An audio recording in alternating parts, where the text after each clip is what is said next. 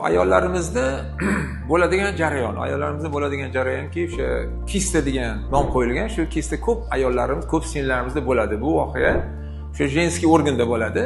Buni sabablar juda ham ko'pki, men sizlarga hozir o'zimizda bo'layotgan, shu o'zimizning atrofimizda, shu bo'layotgan voqealardan bittasini aytib beraman, qarang. Yana bir bor aytaman, to'g'ri uxlash. To'g'ri uxlamaslikdan ko'p kasalliklar kelib chiqadi. Nega? Gormonlarimiz bizani noto'g'ri ishlaydi. Bizni tanamiz dam olish kerak bo'lgan paytda miyamiz, organlarimiz dam olmasdan u teskarisiga ishlayapti. Teskarisiga ishlash sabablaridan mana hozir yaqinda o'zimizda shu bo'layotgan voqea. 17 yoshli qizimiz murojaat qildi. Yaqin bizani o'zimizda shu xudo tomonidan bo'lgan qizimiz murojaat qildilar. Endi o'zingiz fikrlang, 17 yoshli qizda kista paydo bo'lyapti. Buni hamma biladi, ayollarimiz, kelinlarimiz, singilarimiz bilishadi bu nimaligini, kistani. Har xil yo'llar bilan davolashadi. Endi bu kista nimadan paydo bo'ldi? Noto'g'ri uxlashdan paydo bo'lyapti.